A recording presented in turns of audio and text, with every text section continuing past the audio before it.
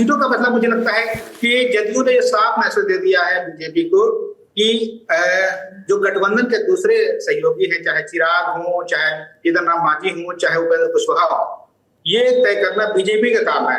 अब देखिए कि अगर चिराग बात नहीं कर रहे हैं तो उसके लिए बीजेपी के नेता परेशान है। जदयू का कोई भी नेता उसके सिरदर्द नहीं ले रहा है, वो आराम से बैठे हुए हैं। उन्होंने मैसेज दे दिया है कि गठबंधन का मसला आपको तय करना है। और एक रोचक चीज ये होती है कि जब भी चिराग कोई बयान देते हैं जो गठबंधन के खिलाफ होता है, तो 5 से 10 मिनट या आधे घंटे के अंदर जीतन राम मांझी काउंटर में बयान देते हैं। ये भी एक स्ट्रेटजी है और मुझे लगता है कि कहीं न कहीं जीतन राम मांझी के पीछे जदयू है, तो वो है। और सीटों का जो पूरा मसला है वो अटका हुआ है। चिराग पासवान के 2 सीटों का, जमुई में 2 सीटों का मसला अटका हुआ है जैसा कहा जा रहा है।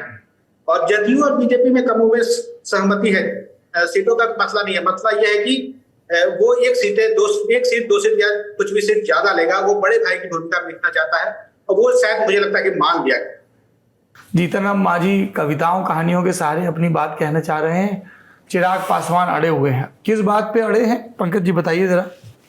जो अड़े हुए हैं इसकी कहानी तो वो गुड कॉप बैड कॉप वाली थ्योरी पे चल रही है। उनको कितनी सीटें चाहिए और कभी 243 सीटों पर अकेले लड़ लेंगे, कभी प्रशांत किशोर के साथ मिलकर लड़ लेंगे, ये कभी अरुण भारती की तरफ से, कभी किसी के हवाले से कहा जाता है। लेकिन इसमें एक चीज़ बीजेपी की तरफ से शुरुआती थोड़ी सी गड़बड़ी हुई, जो मुझे पता चला। आप अगर देखिए पिछले बीते 2 दिनों में जब चिराग पासवान पटना में थे तब उनसे मिलने के लिए लोग गए थे, फिर यहाँ आए तो मंगल पांडे जो बिहार के हेल्थ मिनिस्टर हैं वो मिलने गए। उससे पहले आपको याद होगा कि धर्मेंद्र प्रधान जी उनसे बात करना चाह रहे थे जब वो पटना के पिछले दौरे पर थे, बातचीत नहीं हो पाई। मंगल पांडे मिले, विनोद तावड़े भी उनसे मिले। अब आप देख रहे होंगे कि कल क्या हुआ था कि नित्यानंद राय उनसे पहले मिलने गए तो उनकी मां को प्रणाम करके चले और मीडिया में खबर आई कि चिराग पासवान घर उनके आने से पहले निकल लिए। नहीं, वो उनकी मां से ही मिलना चाहते थे। फिर उसके बाद दोपहर बाद भी नित्यानंद राय वहां मिले, फिर शाम में भी मिले। तो जो चिराग पासवान कह रहे थे कि मेरे पास मंत्री की भी जिम्मेदारी है और तब तक मैं वो भी निभाऊंगा, लोगों ने इसको समझा कि मंत्री पद छोड़ने वाले, इस तरह की बात थी। हुआ ये मिसहैंडलिंग। मैं इसीलिए कह रहा हूं, हर नेता का एक दूसरे के साथ कंफर्ट जोन होता है। कोई किसी के साथ बहुत ज़्यादा उसका सहज भाव होता है तो वो बात कर लेता है। शुरुआत से अगर नित्यानंद राय को लगाया गया होता, जो ऐसा नहीं हुआ, जब नित्यानंद राय को लगाया गया, जब क्राइसिस बढ़ गई तो उन्होंने चीज़ों को संभाला है और अब गाड़ी ट्रैक पर है।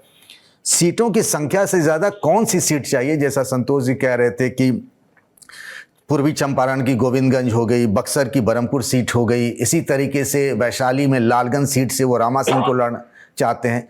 कुछ सीटें जो है उसको लेकर के वो बात अड़ी हुई थी, लेकिन नित्यानंद राय आने के बाद से चीज़ें थोड़ी सी बेटर हुई हैं।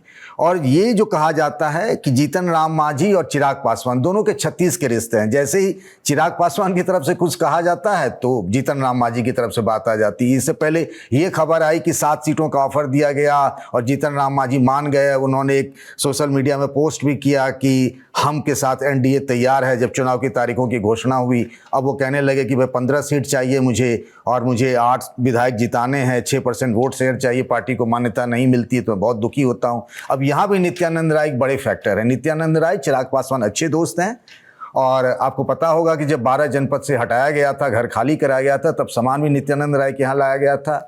और ये जो जीतन राम मांझी आए हैं एनडीए फोल्ड में, उसमें भी नित्यानंद राय की वजह है, तो वो इस दोनों में भी एक बड़े कनेक्शन साबित हो सकते हैं।